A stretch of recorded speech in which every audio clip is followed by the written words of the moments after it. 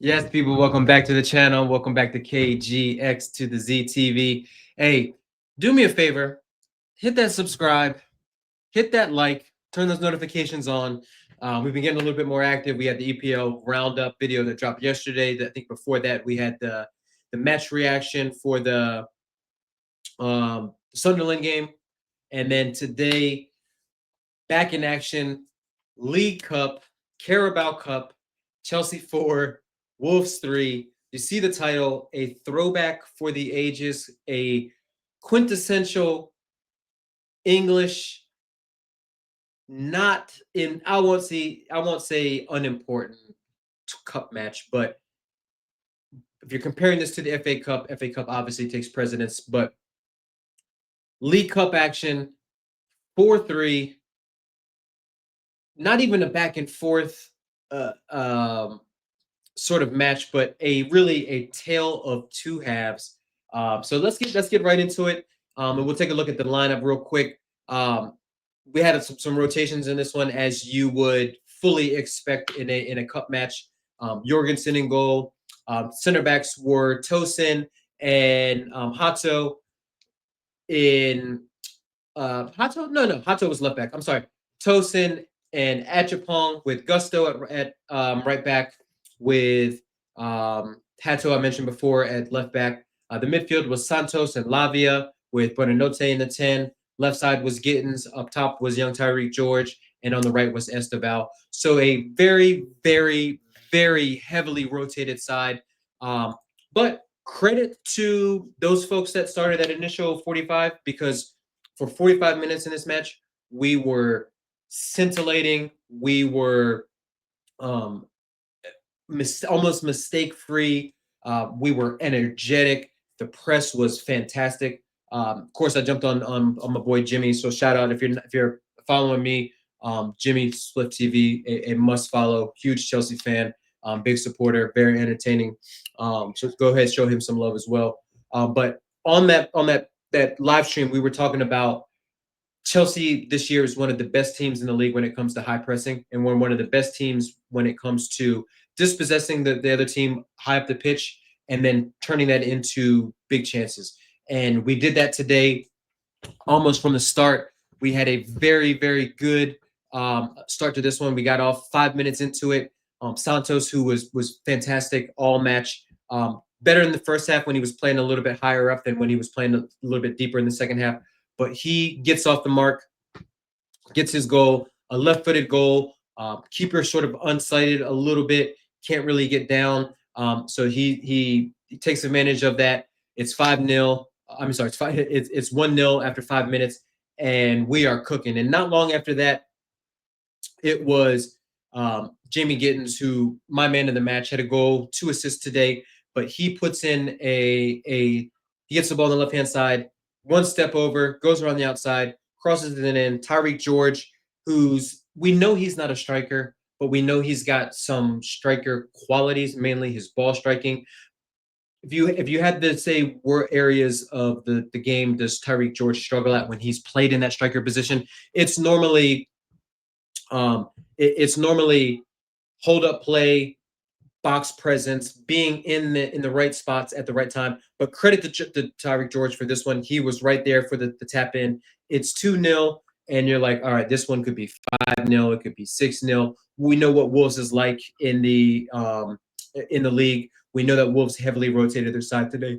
So look, it was smooth sailing. We were creating shots, asking chances, and then we go ahead and we get the third, maybe about 5 minutes before halftime. Esteval win the ball high up the pitch again. This time, Santos, the defender takes a poor touch. Santos is on it. One pass to Esteval. Esteval with a lovely chipped goal. It's 3-0, and you're like, all right, Wolves fans know what time it is, right? They've seen the performances in the league. They know now that they're down 3-0 at the half.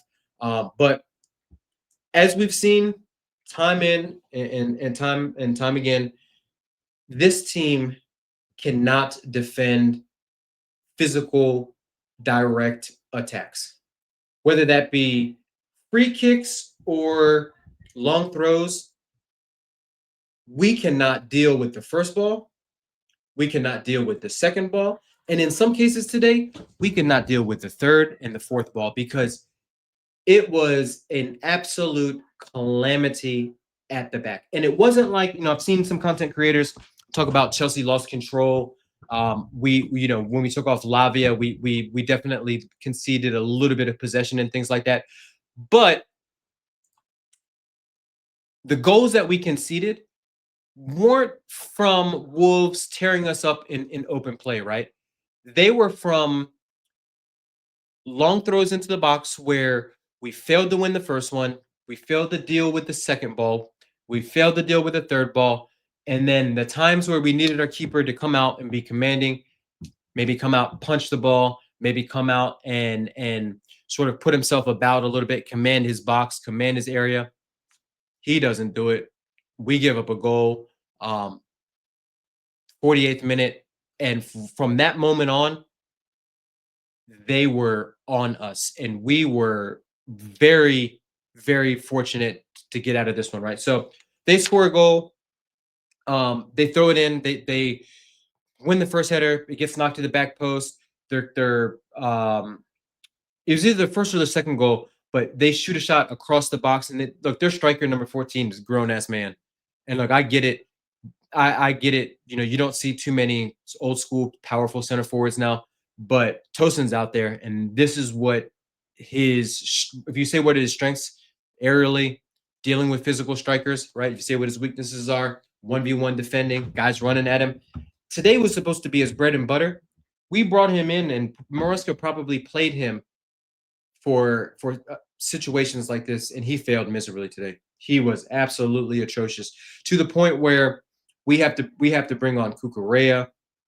We have to bring on Caicedo to just shore things up. And look, we bring on Liam Delap. He comes on for Esteval in about the 60th minute. We're up 3-1 at that time, and we're like, all right, it's still coasting a little bit, right? 3-1, everyone says, 2-1's the dangerous scoreline.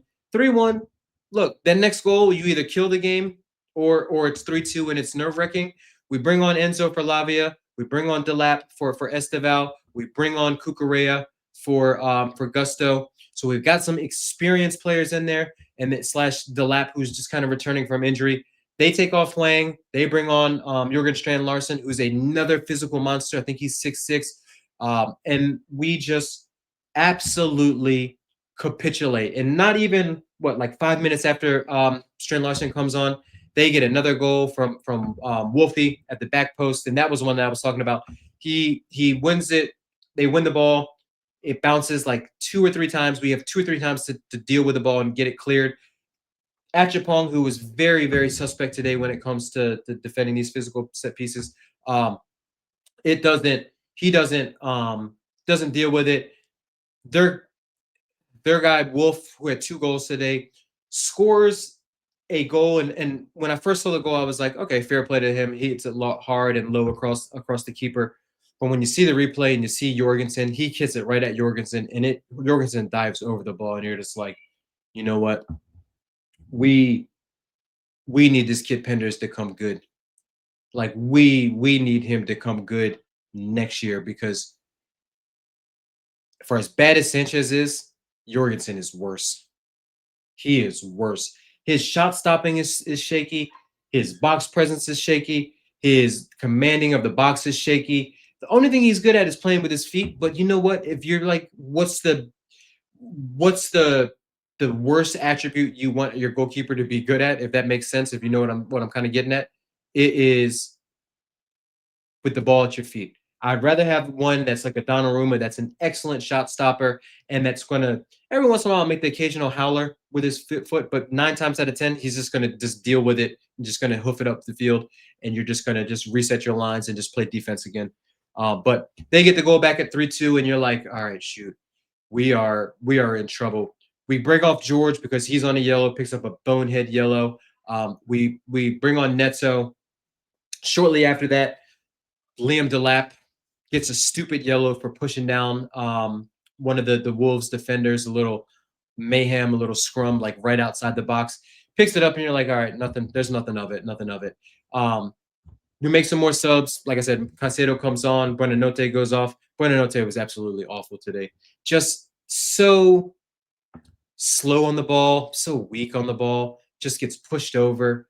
And then not even a minute after Caicedo comes on, I'm looking at the timeline right now just because it helps to jar the memory. But the lap gets sent off for rightly so, a second yellow. Could have been a red if they had VAR at this particular stage, but he doesn't get sent off, or he gets sent off. We're down 10. Maresca's heated. Fans are heated because it was two stupid yellows. They weren't bad challenges. They weren't like him, extending, trying to close somebody down, and he just catches somebody late. They were petulant. The second one was definitely intended. He definitely jumped up with the intent to put one on that Wolves center back, and he rightly gets sent off, and he puts us under pressure. Thankfully, right after that, Jamie Gittens, who I mentioned before, was just fantastic today, scores a wonder goal. I mean, crazy sequence because right before that, he dribbles the ball and loses it with a poor touch out of bounds. They throw it, in. We win the header. It goes upfield. Gittens gets onto the end of it, first time, like almost like Ricardo Quaresma, outside the right boot into the back of the net. It's 4-2, and you're like, all right, good. We can breathe again. It's the 80th minute. But what do we do? What do we do? We go ahead and we concede another goal. Literally, what happened was we score. They're showing the replays on Paramount. That's what we watch it over here on the States for Carabao Cup. They're showing the replays because it's a fucking wonder goal. And 10 seconds after it, all we see is a long throw, boom, boom, boom, goal. Same guy, Wolf, almost carbon copy. Caicedo's shielding the guy. Josh can't get his feet right. They get a touch to it. They put it into the back of the net. Jorgensen can't really get to it. It's 4-3, and from there it's just a matter of just seeing it out. And ultimately we do. Caicedo picks up another yellow at the end, but he's been pretty good so far with his discipline this year. But just a clusterfuck, just an absolute clusterfuck. Do we deserve to win? Yeah, we were the better side. Our first half was absolutely dominant.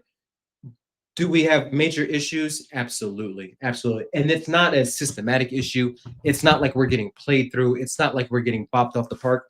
It is bonehead moments from our defenders not being able to do the basics, not being able to win a header, not being able to recognize danger, not being able to win second balls, not being able to get clearances, get your team out of danger. And it's experienced players doing it. It's young players doing it. It's not on the manager. That's Maresca's not out there hitting the ball. It's Tosin today. It's Chalobah last weekend. It's Josh today. It's Hato, who's inexperienced and not very physical and not very good in the air yet, still developing and things like that. It's Fofana in the prior match when we were away to, I can't even remember. Was it Grimsby or somebody? I don't know who it was, but there's big problems with the center backs, big problems with the goalkeepers. Attack today was pretty good. The midfield today starting midfield was solid. I thought we dropped off once Lavia went off and Enzo came on. But yeah, it was, this should have been a calm game. We should be going into the Spurs game on the weekend saying, yeah, we're at it. Spurs lost today to Newcastle. Let's get at them. Instead, it's like, fuck, what do we do at center back? What do we do? Delap's suspended, which to be fair, probably wasn't going to start anyways. So it's going to be Gueye and João Pedro up top. For all the deficiencies that Spurs have, and they've played some absolutely stinky football this year. They've been good on set pieces when attacking. Van de Ven just scored 2 on the weekend, both off corners. We've seen Danzo score off corners. Paulinho scored off corners. That's what this league is about now.